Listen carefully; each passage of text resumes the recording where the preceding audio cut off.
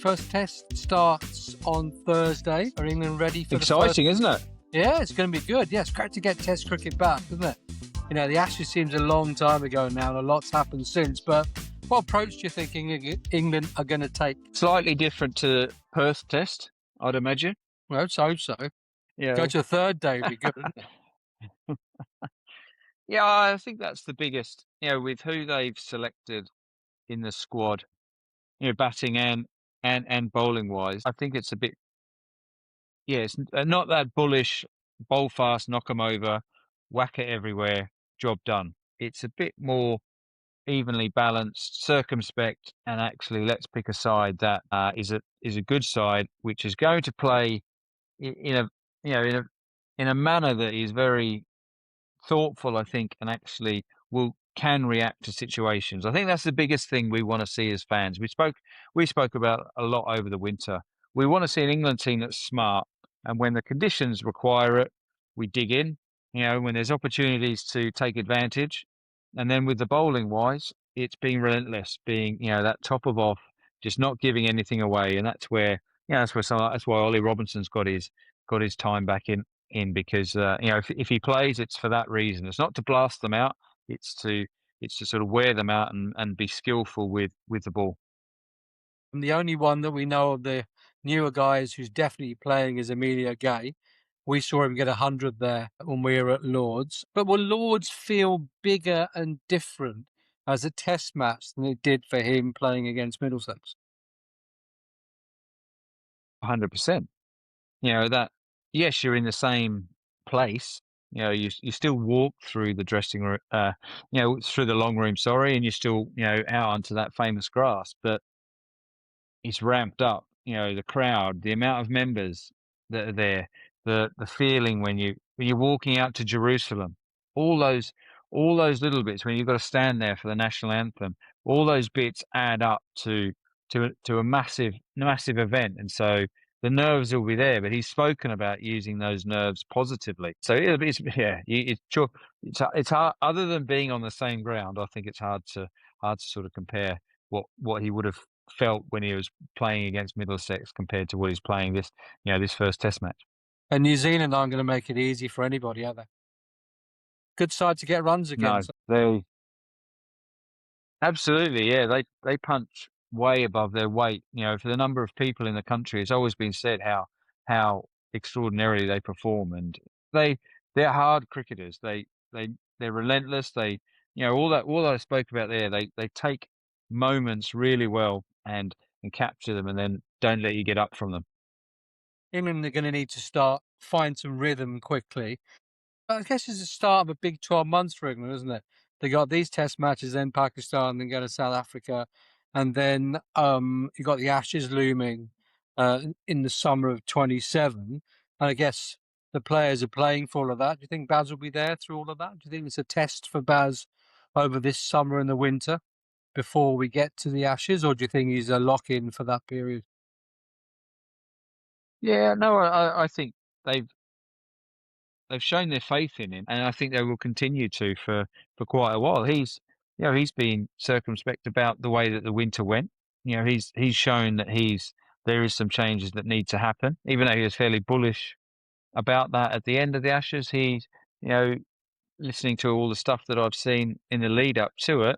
I think they've had a really good think about it and sort of recognise some areas that need improvement and have implemented it. So it's, again, like I said, it's exciting because I think we've got there's a slight shift in the approach of England, which for me it can only be positive. Do you think the top seven's a lock in for the summer? Summer's a long call. It's that's the thing. Summer's a long call because there's a few unknowns about it. Sort of, Bethel's come back from the IPL. He's had an amazing start. There's some pressure on him there. Obviously, we spoke about Jamie Smith with the gloves. He's definitely got some work to do on the whole round package that's Jamie Smith. We finished the Ashes wanting more from him, more runs, more from his keeping, more generally as a presence. So he's got to start and he's got to lock in to do that. But yeah, without any injuries, I think they're going to they're going to get a good opportunity. Generally, I'll be unlikely to see any changes before they've played 3 tests, because Mm. that's the sort of way that England want. Give them a bit of confidence for a start. Was it 3 tests, New Zealand, 4 Pakistan, isn't it? So what's your 11? Go on then. We know 1 to 7, so you just need to go 8, 9, 10, 11, don't you? Yeah. So I think Gus Atkinson, he's shown, actually I admitted to him at with the Lions. Oh, did you? He came down and had a bowl. Yeah, and he was looking in good rhythm. He was, good pace. He was whacking into the glove.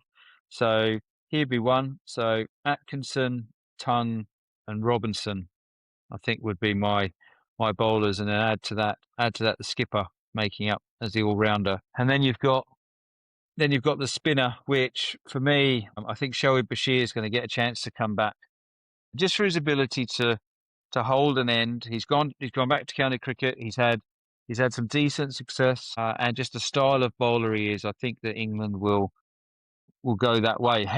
You know, incredibly brave if they go differently and they go for the leg spin with Rehan Ahmed. He's got higher quality batting, but I just don't think for Test one. But who knows? Who knows either? But for me, Bashir will be in that 11. Can Atkinson and Robinson do the same job? No, different. Robinson, Atkinson's quicker, Oh, is it? and Robinson, yeah, Atkinson's quicker, has the ability to bowl quicker. Robinson, much higher release, hits that seam more relentlessly, has the ability to swing and seam, whereas McGrath-esque. Atkinson is more, yeah, exactly. So slightly different in that way with the bounce and the lift they'll get. Atkinson, a bit quicker, a bit skiddier. I'd like to see is Rehan Ahmed, Atkinson, Tongue, and Sonny Baker, but that's very unlikely to be the bowling attack. I think Robinson will play.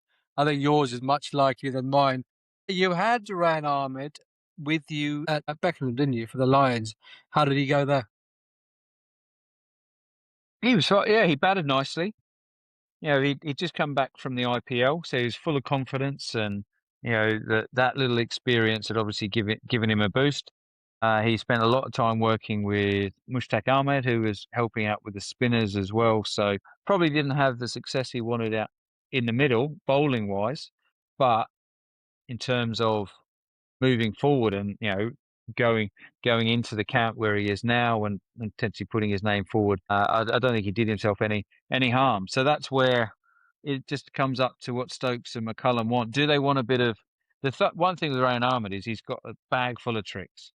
Now he's got wrong-uns, he's got normals, he's got top spinners, so that can win you matches if he gets it right. And winning cricket is about getting 20 wickets, isn't it? Hmm. And so that's the thing where I can see why you like him, because of that, that little bit of X factor. I Yeah. think the one thing with Test cricket is when and how you use him, because I think he will go for more runs because he's a bit more attacking in the nature of it. It's just, but if you use someone like that really well, they help you win matches. But go back to your playing days. First morning of a test match against anybody at Lord's. What's it like? What's that? Just that anticipation like? Talk us through that morning. Yeah. That's amazing. It is anticipation. You've you've been there for a few days training. You've got used to it. You're comfortable in your surroundings. But sometimes I used to walk to the test match. I remember, where we stayed. I could walk in there and walk in, and so you felt that anticipation part of it. But yeah, then when you get down into the training, into the nets, and then you're getting ready. You've got to walk back past that media center back onto the main playing arena. Yeah, those are sort of little special moments where you leave that. It's quite busy out there on the nursery, lots of people there. Security open up a pathway for you, so it's, yeah, loads of anticipation. Just amazing. Lots of nerves as well. Absolutely, huge amount of nerves when you're waiting to find out are we bowling, are we batting, and then once you find that out, you sort of switch into that mode. Especially if I was keeping, I'd start to sort of get myself ready. I wanted to be ready in time. I didn't want to be rushing late. So that sort of that sort of preparation. Batting wise, I could be a bit more relaxed. Didn't have to rush back to the change rooms if I wanted to go get a few more hits. Yeah, that feeling of day one at Lords, and then when you walk through the long room, that's the special moments that I remember, and it's they're really special at Lords. That is for sure. So you used to walk there. Jimmy Anderson and Stuart Broad used to drive together, didn't they? You'd take the same route from the hotel to the ground. What do today's players do? I can't imagine Stokes hailing an Uber to go to the ground. Do they all go in a coach or what? Yeah, I think they'll. I think for and it's different now. Security. We have a security guy with us with the Lions, and it's just a different world now where they Right. will have security. So I would imagine that they will get a coach from the hotel to the gates where the coach drop off is, and they can scoot in that way. Yeah, they'll gone are the days of being able to walk to the ground, and so some guys.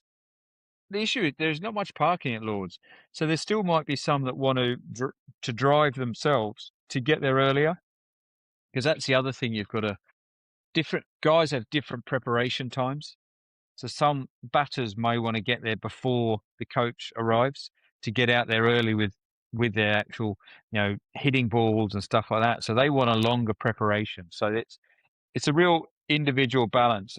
I would say the bowlers would hang back a bit and didn't need as much because they just need to put their boots on and go and bowl their overs and prepare that way. Whereas batters, and for me as a keeper, I wanted a bit more extended. So I would, if it was me, I'd be looking at the coach times, the bus travel, and go, okay, actually, does that suit my needs? Is it hard concentrating after a legendary Lord's lunch? Well, again, it depends on what you're doing because if You were always you're, doing for something, me, weren't you? keeping wise, yeah, I'd have some days where I wasn't, and then I'd tuck in. That is for sure. But if we'd just bowled them out before, that was probably that would be the ideal. We've had, but then that means I've kept for a day and a half, which isn't ideal. But probably if you manage to, for me, bowl them out just into lunch, beautiful. We're then batting. I can tuck in. I can have the prawns. If it's towards the back end, they do a steak. So that way, then I know I've got a bit of time. But if I was keeping, I'd be a bit more mindful of how much I would eat for sure. Well, it's better than by the time we got to lunch, when we did the stuff at Middlesex, there was no soup left. There was a couple of pre-packed falafel sandwiches, and we had to go out and get a rank hot dog from the stand. I mean, it's like, at least the cakes were good at That lunch. sums the press up for you. Yeah, we got there early for the cake, That's which is because the always press good. guys. Yeah, Yeah, the press guys that iron that up, the guys that you guys have. I said this to you. The ones that have done it before will have one eye on the cricket, one eye on the watch. Like I said to you, one of the journos there, his soup bowl could not have been filled yeah, you higher. said, yeah. And that To give and him that was enough. at half past 12. Yeah, yeah. Should just get little tap as we walk past. All in saying that, I've got to praise Hampshire. When I did the blast commentary on Friday, yeah, very good. Chicken, veg, salads, all sorts of stuff. There was loads of it as well. So I had two helpings, so I was that guy. Yeah. New Zealand have got Mitchell Santner back. How important do you think their bowling attack's going to be? I mean, especially that seam attack. I mean, they got what they got. Jameson, O'Rourke, Matt Henry. They're a decent side. They're not going to be shouldn't be underestimated, shouldn't they? We'll come to their batting in a second. No, dangerous, very dangerous because skill factors and conditions that they're used to. Yeah. Yeah, it's been incredibly hot. At Beckenham, it was absolutely roasting. But there's talk of a bit more rain about cooler conditions. And so New Zealand and Lords, I think they love playing there because it's similar to being back home. And then those names you mentioned there as an attack, some tall guys, Matt Henry with speed, and Santner, that tall left armour to hold an end up and give those guys a rest. So they're a dangerous, dangerous attack. That is for sure. Well, then I go into the batting. You've got Conway, Latham, Blundell, Daryl Mitchell, Kane Williamson, who played for Middlesex last year, and then probably the best of them all, probably nowadays, Rachin Ravindra. I mean, formidable. It's going to be a tough Yeah, old time for England. yeah. I'm not. looking at that, I think not sure if you've got a ticket for day 5. I think you'll do well to use it Yeah, because it's yeah. And the one thing is they're it's quite an experience. It's quite a settled side as well. Yes, they brought a couple of bowlers back in, but generally New Zealand sides are pretty settled. It takes a bit for them to change. The fact that Daryl Mitchell's still trucking along, someone with huge amounts of experience, a wonderful player. So it's going to be tough for England. It's on the back of a tough winter in the Ashes to have New Zealand first up with the side that they've brought over and the challenges that they bring with them. It's straight back into the fire pan, isn't it? it is. Do you want to do a score prediction for the first test? Who's going to win it? I haven't seen the wicket, mate. It's Okay. Yeah, use that as your get out. who's going to win it? Yeah, of course. Yeah, I desperately want England to win, but I think it's going to be a massive, massive challenge. And with what you've just said there about New Zealand, it's going to be difficult. And any opposition playing at Lords get themselves up for it hugely. They all want to get their names on the board. They all want to. It's the home of cricket. Unfortunately, it gives the opposition probably a bigger lift than it does the England players. Yeah, yeah. Who's the one player on the England side that's going to stand out and say, "I'm here for you"? Yeah, I'd like the new guy. I'd like Emilio Gay up the top to have a settled start and to get some runs and for one to sort of quieten down the press noise about that opening duo. And so that's the other guy. The others are all they're given, aren't they? I think we know what they can do. But the new guy I want to start well and I want him to get some confidence and for the rest of the summer. Yeah, so similar. I want him to go well. Uh, England to have to bat sensibly and well, therefore giving Jamie Smith a platform to just tee off and get 160 or 70 balls. We can put all of the Jamie Smith's not good enough nonsense But to bed. But I don't want that, mate. I don't want him to slog. He's a better player. He's No, proved I that. didn't say I don't want him slots, to be but I don't you want can him to play be a slogger. proper cricket shots and just go hard, can't you? Let's see how we get on. I'd like him to grit one out, mate. I want him to grit out a big score. And on that note, everyone's now bored. Right. First test starts on Thursday. Let's see. Actually, you didn't do a prediction, did you? You sort of sat on a fence and I let you hop off it. Who's who's going to win it? Well, I've got to say, even though I've bigged up New Zealand, I've got to back England. Being involved with the Lions. I can't now go. So England are going to produce a masterclass. Geraint Jones picks England to save his job. Scoop. See you, mate. See ya.